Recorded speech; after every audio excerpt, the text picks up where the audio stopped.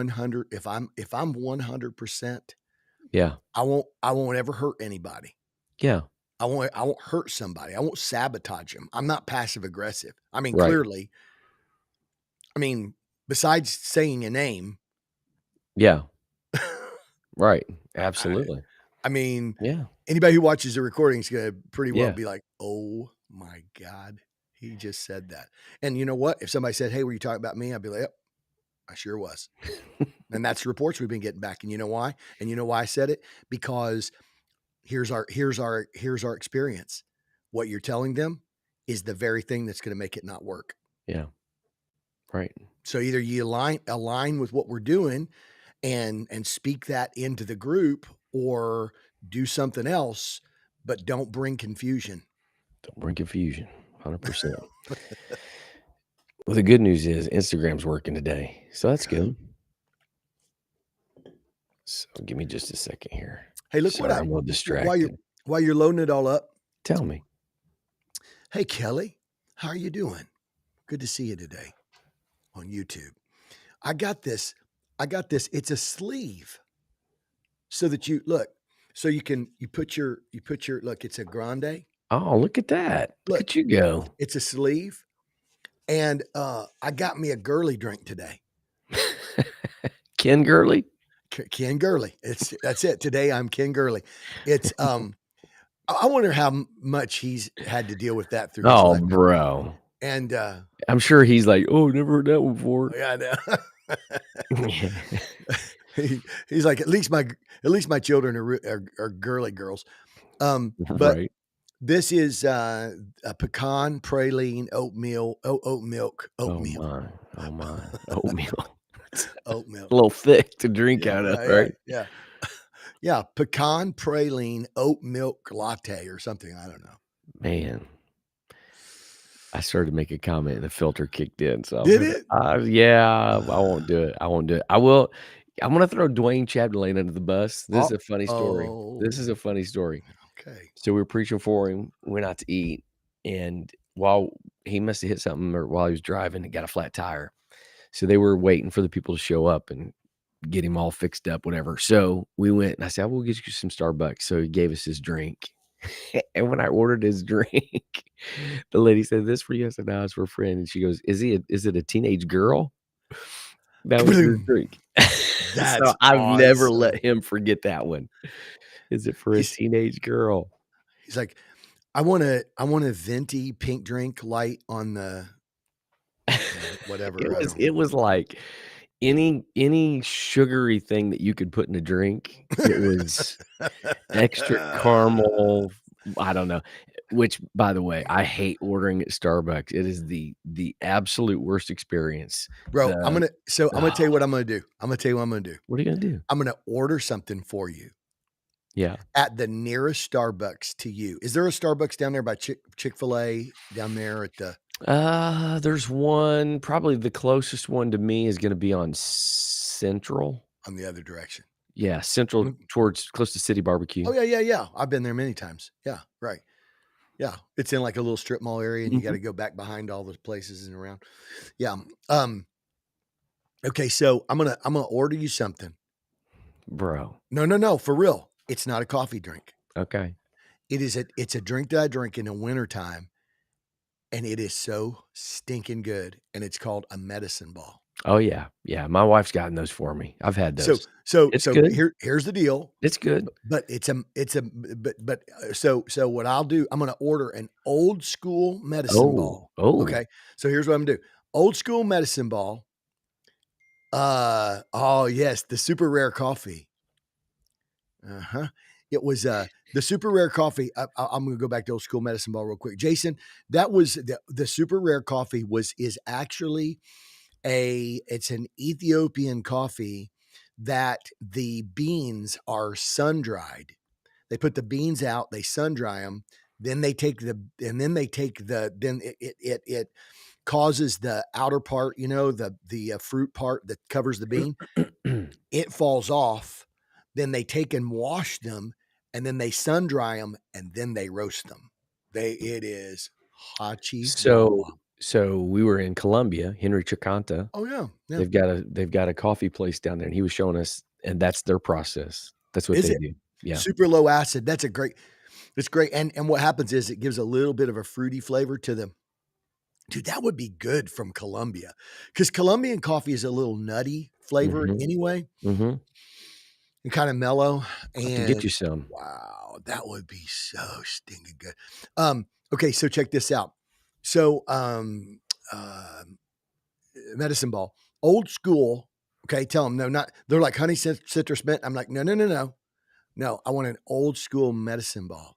They're like, "Oh, that is with jade citrus mint and peach tranquility with hot lemonade heated up, Mm, like they heat up the, like with the when they steam the milk, yeah. they heat up the lemonade, then they do replace the honey blend, which is just basically sugar.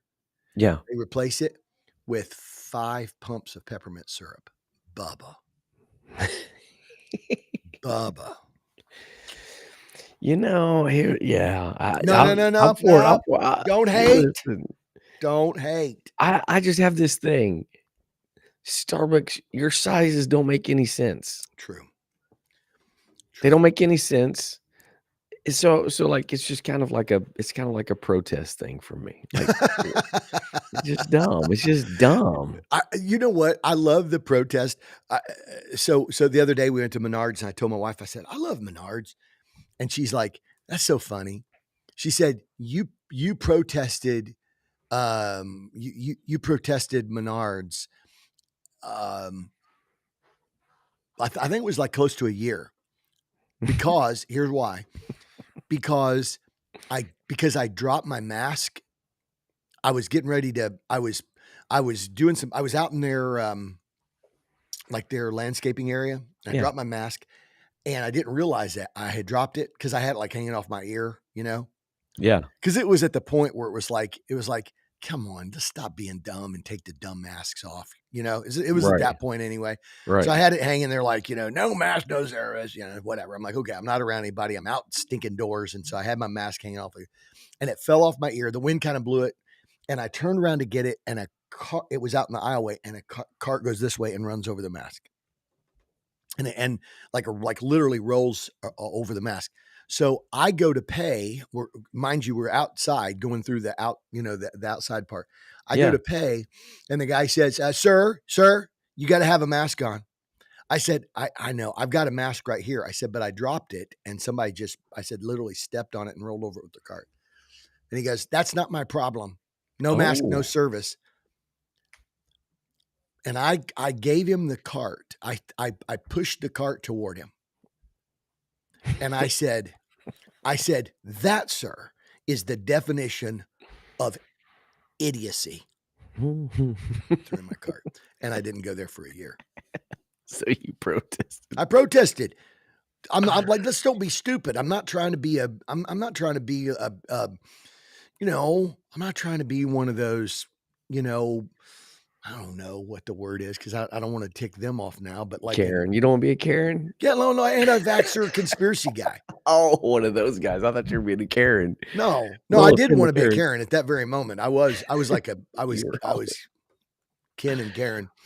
oh, man. I feel like there's a video out there of some movie or something. I have no idea what it is, but the guy goes off about how the Starbucks sizes are wrong in 3 languages. I love It it. is hilarious. It's so awesome. How Who about is that? Is that who? Olathe Bandit? Oh, the bandit. He says that the Chiefs still Hold on, undefeated hold on. in all caps. You gotta start with how he started it out, or she. It could be a she. I thought it was Ola. Ola the bandit. Ola, like Ola, hello. How's about them Chiefs? How's about them Chiefs? They're from Still Illinois. undefeated, They're from still undefeated. they're from they're from Southern Illinois. I How's about them Chiefs? Still undefeated. Yeah, barely, undefeated. barely. Undefeated. Well, here's undefeated because they called a timeout and Yeah. the Broncos, "Hey, listen, we need you to open up a hole So because we gotta keep the Chiefs Right. undefeated. Right. Yeah. So they just basically made basically a freeway in the middle of the O-line. Any 4 guys could have blocked that. Come on, that doesn't even make sense. Right. How No I doubt. mean, usually you Crazy. got 1 guy coming from the edge and he's flying in and he gets his hand on it. No, they had 4 guys that could have blocked it. It just happened to hit Absolutely. the one. Coulda got stuck in his face mask. He was that close to the Dude, ball, so Pinhead! Pinhead's back. Pinhead! Welcome For back, real. Pinhead. Thank Let's you. go. Customer service can turn any trip to a store into a terrible hello. Hey, by the way, Pinhead, you're talking to not me, but I mean, you're talking to me right now. We're actually not talking to me. Well, we're kind of talking. We're communicating, you know? Here's a guy that does too much explanation. Um, my brother, Cree Dillahan, was actually he was the customer service master at Solo Cup. That was my and I get very I get easily this is a place I need discipleship. I get easily irritated with poor customer service. I can handle people if they're nice, they're trying, whatever, but I get really irritated with poor customer service. So pray for me. That and roundabouts. Those are the 2 things I still need Jesus to change what I care about, but Well, because you know it is why? what it is. Because it's a place where stupid is like it's like fertilized. It is. Because that's It because is. you know what one form is of fertilizer is, don't you? What is it? So, Gary Goff Calcahookie. Gary Gothier coming in with the Lions. He's gotta come with Woo! the Lions. He had a nice Lions shirt on last night on our sweatshirt He on did. our Dude, he's I'm telling you what always though, the Lions repping. are legit though. The Lions are I know you're gonna hate Stop, when I say it. stop. They are legit this year, I man. know, I hate it. I hate it. I like it when my Bears are discombobulated. They fired their offensive coordinator today, and so thank God for that, but yeah, the Lions no longer the laughing stock that they've been in for 420 years. So, Ugh, anyway. Alright, we gotta get going. bro. This is It's a gonna be a good one today short too. it's gonna be a short podcast because you got a hard stop today. Hard stop. So 35 minutes. We're going 35 minutes today, Yep. and we're going straight at it. So, Okay. alright, you ready to go? Let's go. Let's do it. Here we go. 3, 2, 1. Hello, everybody. Welcome to the Mobilized Church Podcast. This is Chris Dillingham alongside my big brother Ken Dillingham Jr. the third on this beautiful November day. Ken, you're sporting little camo there. It looks like you're about ready to go out and shoot Mhm. something outside. That right there says right there, that says, Yeah. Pointing to his hat. He's got an emblem on his yeah, hat. that says, I don't know nothing about hunting, but I want to look like it. You do. I, You're representing it well today. You look mhm, good. mhm. You look good. So yeah. So I'm sure Kyle could hook you up. Oh my goodness. Kyle's a hunting machine. Had a new guy text me yesterday, brand new guy, new disciple. Yeah. And man, he's a new disciple getting ready to get into an X group. And he texted and said, hey, Pastor, he said, is it possible to do any hunting from a ground blind in the back of the church property? I said, if you do with a bow, you can. Make sure you're clear, know where the houses are. He said, yes, sir. That's awesome. We've got some property behind us. It's down into some flat area, and there's a creek that runs through back in our woods here at the church, and we've got some guys. Actually, I think there's a guy out there today. He's down there doing a little Is he? scouting, a little bow hunting down there. Yeah, yeah. So I went bow hunting one time, Ken. I went bow hunting one time. All you needed. Randy Oh, Brown took me deer hunting, and he's stinking Grizzly Adams. So like he wanted to be like 30 feet up in the tree, which yeah. I'm petrified of heights, Yeah. and his pegs are like, I don't know, 4 or 5 feet apart, so you gotta pull yourself up getting up there, and so that was an adventure, and then sitting there all day, like, you know me, bro, like, just sitting there all day, but at dusk, my man double lunged one, nailed Oh, it, double lunged it, so it was follow pretty the cool. It's follow pretty the cool. trail of blood till you find it, or did Connor it drop Brown it? Connor Brown on here, so he knows, he knows. So it was fun. We had a good time, but, I was like, first of all, it's way too much, like, just sitting and not doing anything for me, Uh-huh. and B, it's a lot of work, bro. It's a lot of work.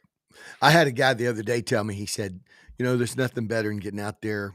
It's a friend of ours who we recently spoke for at their church. Yeah. And he said, well, it's just nothing like, he said, even if I don't, man, he said, even if I don't see anything, he said, just getting out there, getting up in that, man, getting in the deer stand or the, the blind and getting in there, just sitting there and having some alone time and whatever. He said, it's just awesome. I said, have you ever heard of prayer?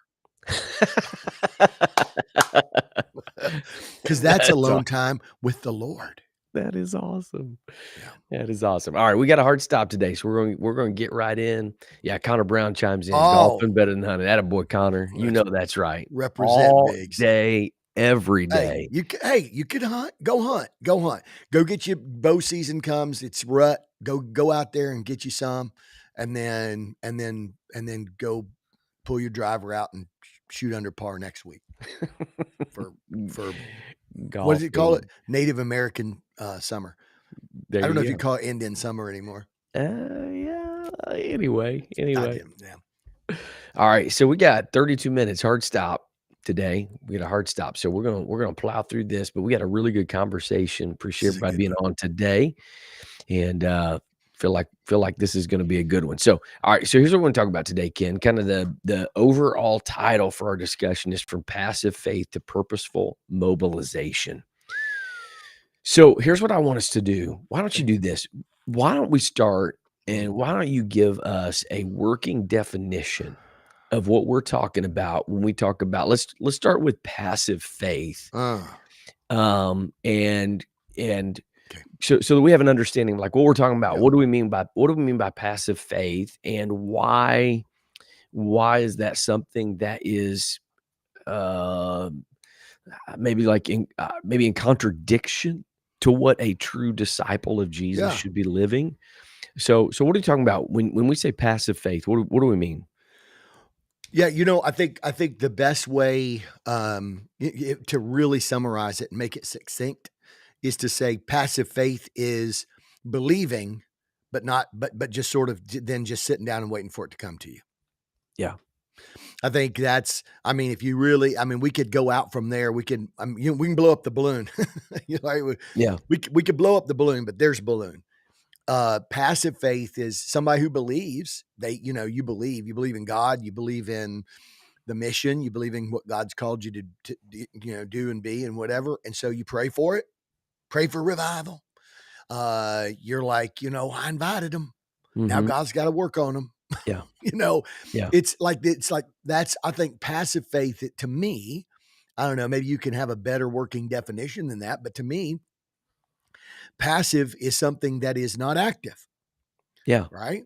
Yeah. So if you've got something that's like uh, that's you've got a passive line that's open on your sound system or whatever. That means it's something that's not it's not powered or whatever. It's getting the power. So I just think that this idea that says, if it's passive, it means it's just sort of sitting back and waiting for it to happen. And to me, I think that is very much the definition of what has happened with so many members Yeah. of churches, particularly highly attractional, highly gather centric, highly program and service oriented, where it's like, let's do all the stuff. Everything's going to happen everything's going to happen top down. Everything's going to happen from the corporate level.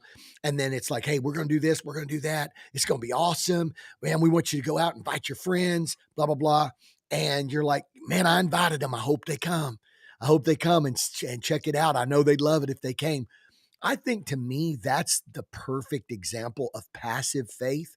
You've Yeah. done something about it, but then you just sort of said, okay, now it's up to them and God. And you don't even know anything else, but just to simply wait and hope they come, and revival is somehow, and the mission is going to gather under the roof. Yeah. So what I'm hearing is that it's absent of individual responsibility, That's good. I right? like it.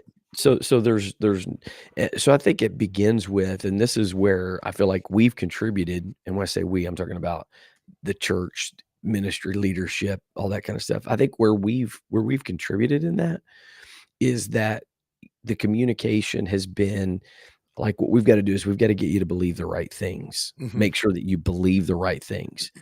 And Right. and so there's an assumption by people that if I believe the right things, Hmm. then that's what it means to live by faith. I believe the right things. I believe all the right things.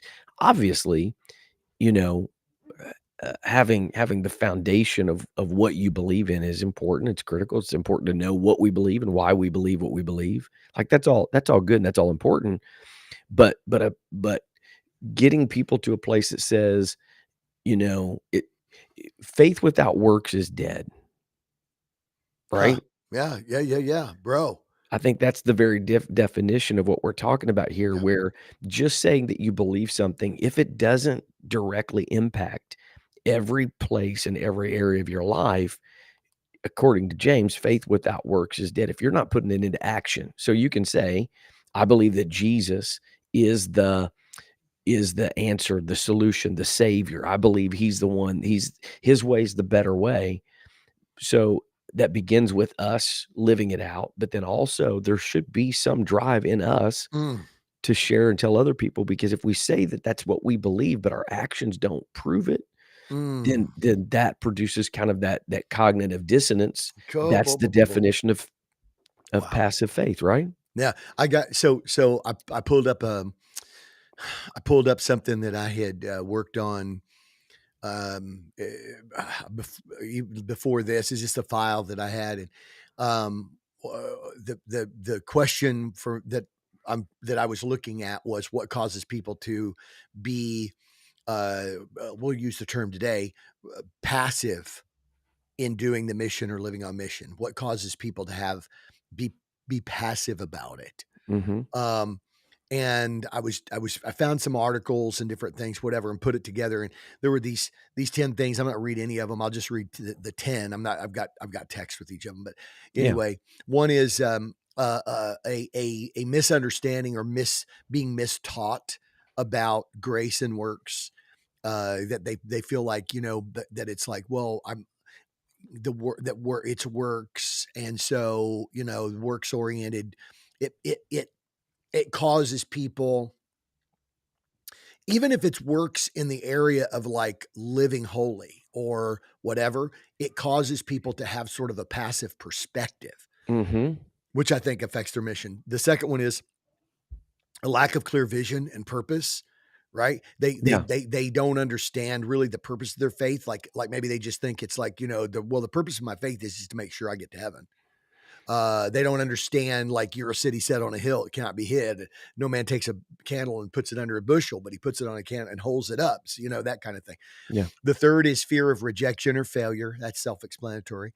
A disconnection between Sunday gatherings and daily life. Number 4. Number 5, too much comfort and complacency. Mhm. I'm just too comfortable to care. Number 6, a lack of discipleship and mentorship. Mhm. Nobody holding you accountable. Sure. Right? Sure. Number 7, secularization and cultural influences. I believe that's like when we talk about gathering the hot coals. I believe that that's gravel in your own heart. Mm. We talk about Mm. sometimes that when you've got hot coals, you got to be careful not to get the gravel in there, Yeah. because gravel absorbs the heat, but it doesn't transmit any. Yeah. And so one of our principles that we use is that gravel, you got to be careful. You got to make sure that you got hot coals and that you're gathering. I'm like, that's a core principle, right, Chris? And I'd like for you Sure. to kind of maybe speak to that. But I also think that we can also get gravel in our spirit and gravel in our heart. Man, that's good. You know, That's so good. Number 8, because of secularization and culture, like Mhm. you're watching too much, of the world, and if any man love the world, love the Father's not in him. That And there's means so much, you're right, hot. and there's so much contradiction to the ways of Jesus in the world That's right. that it's that pressure. It looks appealing. It looks It looks like it's more, Yeah, it's more gratification right appeals to our now. flesh. Yeah, Right, absolutely. right, there's no sacrifice, there's no selflessness, it's all Uh-huh. selfishness, and so there is an appeal there that can very easily get into our hearts. And you'll see then, based on what you just said, why that leads into number 8, which is unresolved doubts or lack of knowledge, Yeah, not necessarily lack of knowledge, but a disconnect yeah. between like it you got doubts because sometimes you got doubts because you don't know, you're not, you're not studying the Or you word or misunderstand. right. But sometimes that unresolved doubts are a result of number 7. Yeah, Number 100%. number 9, spiritual stagnation and a lack of Holy Spirit empowerment in a person's life. They're not, the Bible said, if any man, those that are led by the Spirit are the sons and daughters of God. And Yeah. so, if you're not living daily, you're not in touch with the empowerment of the Holy Spirit. So you don't know what it looks like, and so it causes spiritual stagnation. And 10, a failure to integrate faith with your identity. Mm. Man, those are good, bro. Those are all major factors, in that. I'll mention real quick, Gary Gawther had a great comment. I love this comment. He said, "The unintended consequence of the attractional church is it leaves the heavy lifting of culture creation to the machine. Bro, When you're not actively involved in mission, you gravitate towards spectating instead my of God, engagement." my God. And I think, That's man, so he's good. it's so good. And man, he's so right because it's the old adage, when it's everybody else's responsibility, it's nobody's responsibility. Mhm. And so I can't, as an individual, I can't do what I can't produce what the attractional church produces as an individual. I Mm. can't, you know what I'm saying? Like, I can't produce that kind of, um, high level, Yeah, yeah, yeah, yeah. that appeals, Impressive. impressive thing and Yeah. whatever. Like, I can't produce that, but what I can do is I can become a cog Yep. to help make that happen, and then Mhm. that in and of itself generates a worldview, and Wow. a faith that just says, "My job is just to plug in and make this all happen," and miss the idea, and this is why we talk about living on mission where you learn, live, work, and play. My It absolves me of my responsibility Yeah. to be actively engaged with people Mhm. outside because I'm making the machine go. Mm-mm-mm. It satiates. Is that a word? I love S it. I don't know it if it is, but it sounds good. Today, the word satiate means to satisfy an It inner does. yearning. That's exactly what it means. Look Does at it? you. Okay.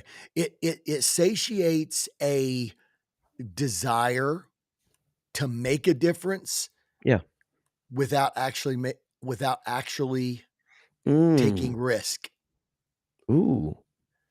An It individual sa it responsibility, right, yeah. Yeah, it satiates a desire to make a difference without taking the kind of faith risk that Jesus calls us into for the mission. Yeah. Think about this, Ken. So I'm thinking about Gary's comment there, and he's got my brain going, but, like, he talks about gravitating towards spectating instead of engagement, and again, we were raised by a coach, so a lot of times my brain immediately goes to, like, sports stuff Me too. and playing, and as a coach, how many times did you have somebody, you're running a play, you're running an offensive play, Uh-huh. and it requires, like, we used to run the motion offense, and it requires movement and Yes. motion and action, and how many times did the play break down because somebody was caught spectating? Standing around. Yep, They're just watching the play. they're watching, or defense, right? We played a matchup zone. In order to do a matchup zone, you had to, like, hand off your guy and communicate and whatever, and you get somebody stand watching the ball, and a guy cuts the back door, bounce Yeah, pass, easy yeah. layup. Why? Because he's standing around watching. I know that's a really Or low or level. or the guy rolls down the lane and doesn't get picked up, and it's just a dump pass and, like, Yeah, yeah, like, right, like, spectating breaks everything down. The motion offense really is built on this idea that you keep the play going and you keep motion going, and even though it's not necessarily a super structure, there's some structure to motion offense, but really at the end of the day, it's you get defensive players out of place by just continuing to pick and turn and roll and pass and, whatever. And you play off of the fact that you're assuming that at some point there's gonna be a defensive breakdown where they're gonna lose their concentration, they're gonna get caught Exactly. spectating, whatever. Man, I that really is so true how that when you're not actively involved, so you're not on the ball, you're not actively involved personally, it causes you just to kinda become a spectator, you're just kind of observing what's going on, you're not really responsible, you're not really making things happen in that. So,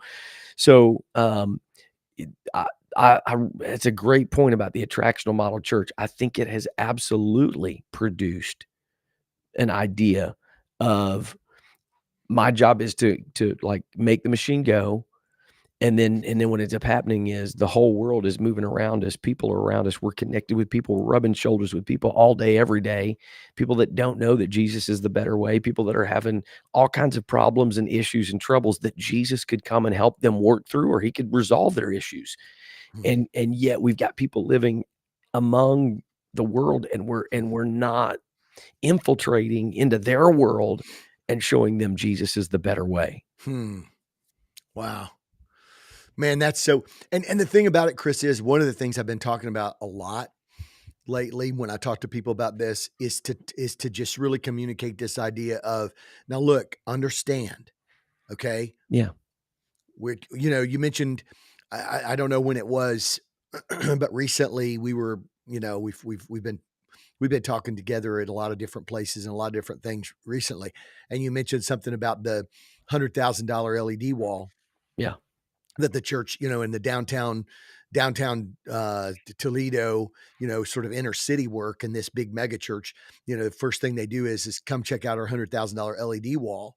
And what we're doing is we're not, because we both have, like, I mean, we don't have an LED wall, but I mean, we have a big screen, and we got like you sure, got sure, you have absolutely amazing, you did a because we don't want to be accused of hypocrisy.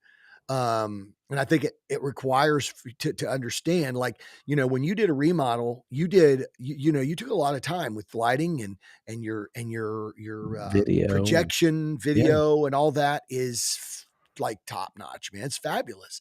Like, so we're not saying like, so what we don't want you to hear is that we're saying, if you want to be apostolic and have a book of Acts revival, then you need to throw out your LED right. walls and stop trusting in horses and chariots and call on the name of the Lord. I Like, that's love not. the voice. I know. I don't. That's how they talk. I love that. I know. I sounded like the church curmudgeon. I don't know what he sounds like, but I think he sounds a lot like Yeah, that. nobody's gonna know what I mean when I say this, but me, you, and dad. You sound like Chuck Hawley.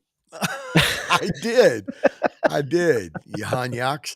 And the thing though, so we're not saying like you're trusting in the arm of the flesh because you're trusting in a LED wall. Right. Okay. What we're saying is this: it is it is horrible missional methodology.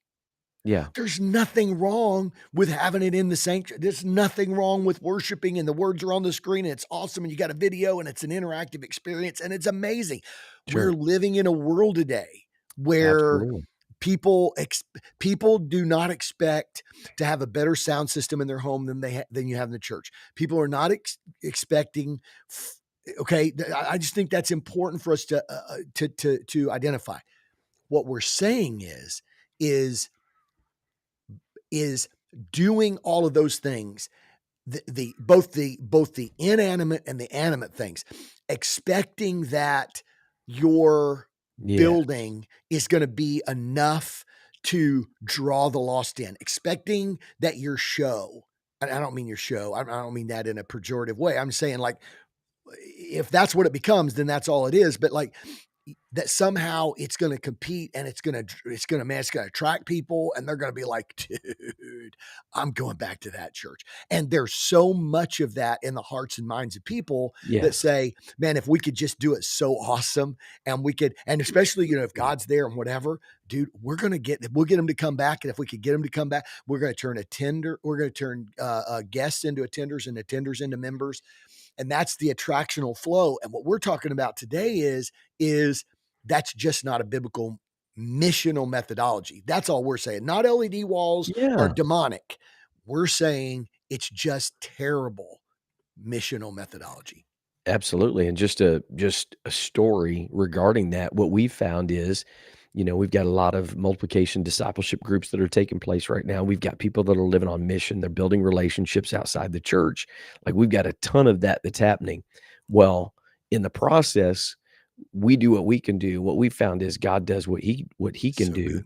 So And good. so we've got people right now, Ken, we've probably had 10 people in the last month Mhm. that they've gotten to a place where they're, like, ready to make a change, ready to make a difference, and or make a change in their life, and they're like, "I don't know what to do, I don't know where to go," and they've told me, "We checked out your social media, we watched the services, and we knew this is where I was supposed to be." Now here's the Huh. deal, Yeah. that's not our missional methodology.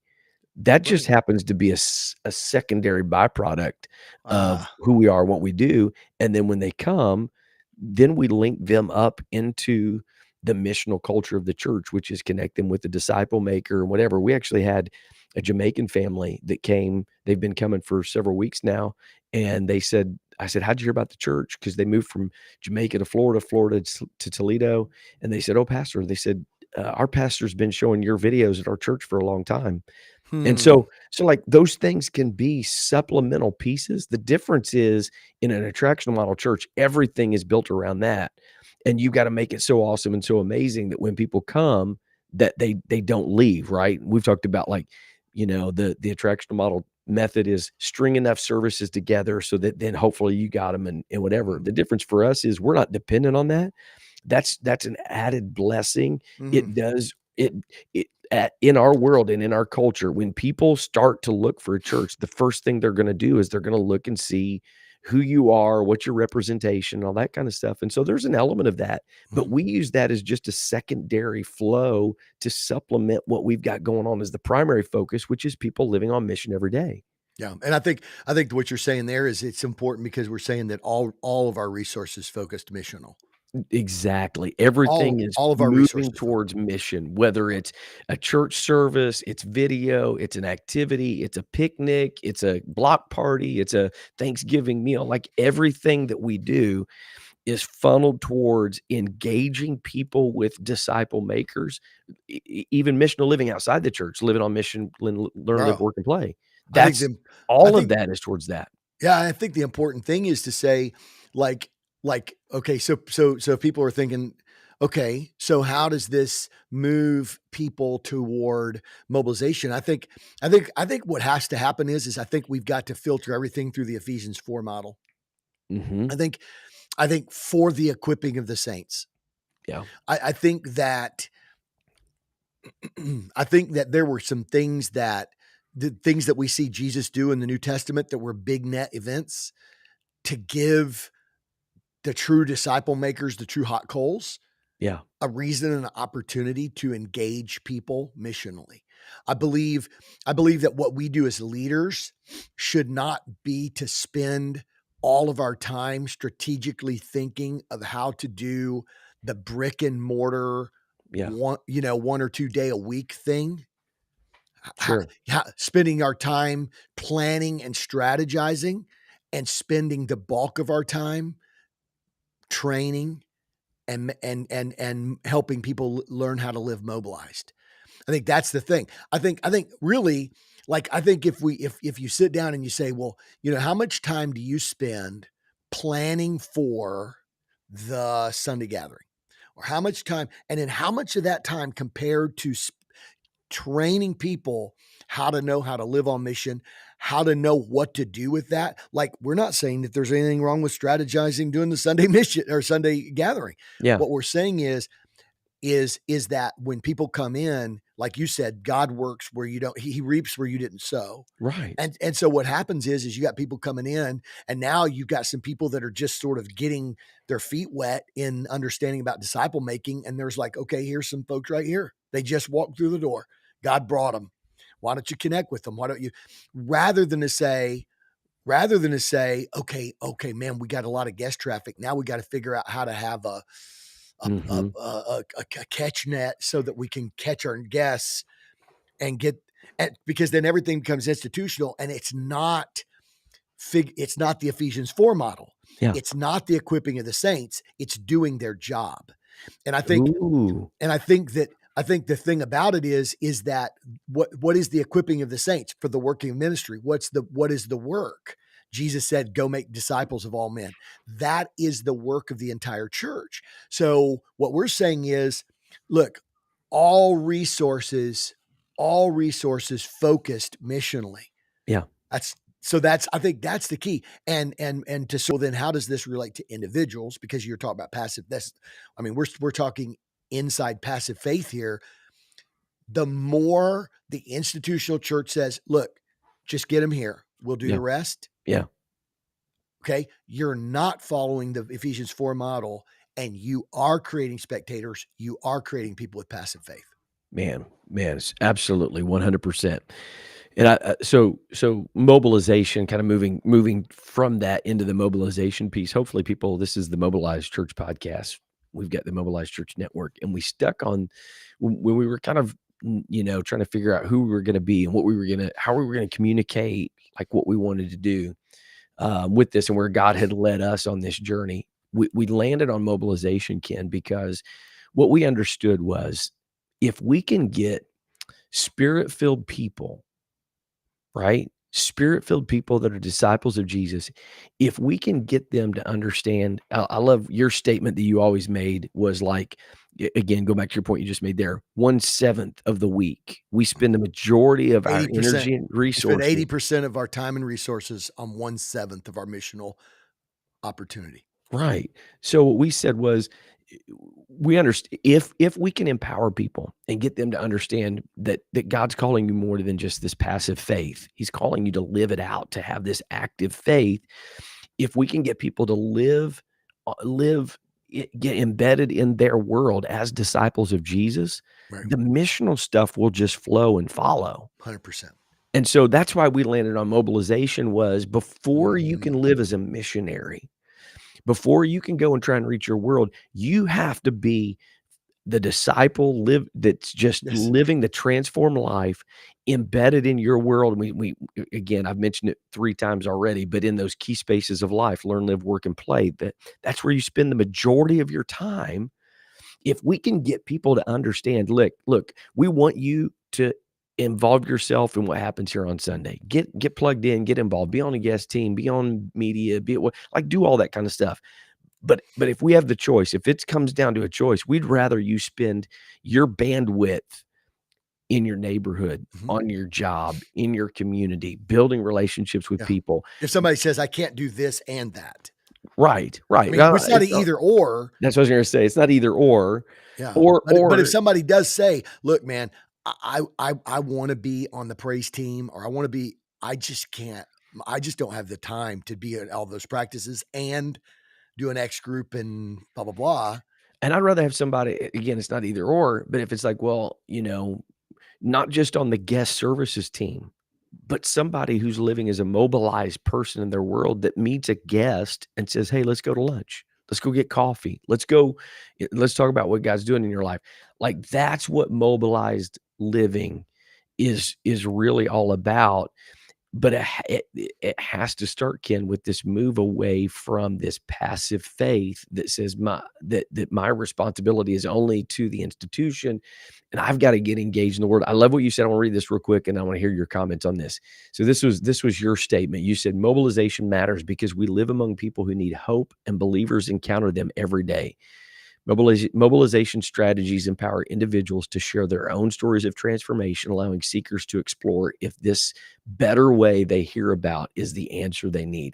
I think that's a beautiful description Mhm, of what it really looks like and what it means to mhm. live mobilized. I wrote that 6 times, maybe 7. Just try Like for like real. like sentences at school when you got in trouble you wrote, Yeah. or like No, it was long and then I shortened it and I'm like, well, I don't have everything. Then I took out buzzwords and because it was just because I think that's so crucial, man. I think it's so crucial. I think that, I agree. Like Tracy Russell said, what attracted me to church was the power of the Holy Ghost. And when we're speaking about the attractional, and I think that's the thing, it's got to be, man, it's got to be like Jesus has to be there, and it has to be so powerful. I And when think, you're really hungry, she says, she said, "I could care less what the church looked like, although it yeah, was beautiful." I honestly, when you have people that are really hungry for God and there's an appetite that's been created, obviously we wanna do things well, but that becomes so secondary. yeah. Well, church planners need to hear that. Absolutely. Church planners need to hear that. They can't, I mean, they got, they got their, they got their projector from Costco, Yeah. whatever. You know what Yeah. I'm saying? Yeah. Um, yeah, I think church planners need to hear that. And, um, and we don't need to be, and we don't need to be, in the church, we don't need to be liberal progressives that believe that the answer to all things is, well, let's just give them more money so that they can do all the really cool things. Yeah. And then, whatever. I mean, we see biblically there's this organic thing that can happen. So how does the organic thing happen, which I think gets us into this in the last moments here, gets us into this final piece of mobilization, which is, as the Father sent me, Mhm. so send I you. The work of redemption, Jesus said, the work of redemption happens in and among the people who need saved. It is incarnation is the one who has the answer is in the minority among those who do not. Yeah. That is incarnational. Yeah. My question is the bulk and majority of people that are coming into contact with the good news, the bulk of people that are coming into contact with the better way of Jesus that you just read about, right? That we're meeting them every day, that we're connected with them, or communicating, we're building relationship, and hearing our story, and we're hearing their story, and giving them an opportunity to really walk through whether or not the better way that you're telling them that you've found for yourself that this is a better way, is this better way what they're really looking for, is it really their answer? And if Jesus said, as the Father sent me, so send I you, I think the real question that needs to be asked is is the majority of people in a given month who are hearing the better way, who are hearing the gospel, who are hearing what the better way or the answer Yeah. is it happening? Are they in the minority of people who already know the better way? Or are the people who know the better way in the minority of the people who don't know? Incarnational mission presupposes that the bulk and majority of people are going to be people who don't know the better way, and you are the light in the midst of that, which means that it's not, let's figure out how to get this building. So, you know what I'm saying? Sure. Again, I hate to go either or, but the truth of the matter is the problem isn't whether or not we have a powerful Holy Ghost filled building or an LED wall. The problem is that do we have people that are living incarnationally, that are literally living their life on mission, and they're in the minority, and that means that we're saturating out into more places that need it more and more. Man, that's so good, and it leads, and I'll wrap it up with this because I know we're out of time here, but the last sentence that you had that you wrote out, ultimately, they're invited to go all in with Jesus, and I think we'll maybe use this as a little bit of a teaser. We've talked about it some, but the idea of pisteuo, this Mhm. idea of all in faith, which again, I think our understanding of faith has led to the passivity. Right. Right? So the way that we look at it Mhm. has kind of bred that, but when you understand that biblically, pisteuo faith means not just mental assent, not just believing certain things, but it Yeah. means I'm willing to go all in with Jesus, which is ultimately the invitation that we're giving to people. But here's the deal, Ken.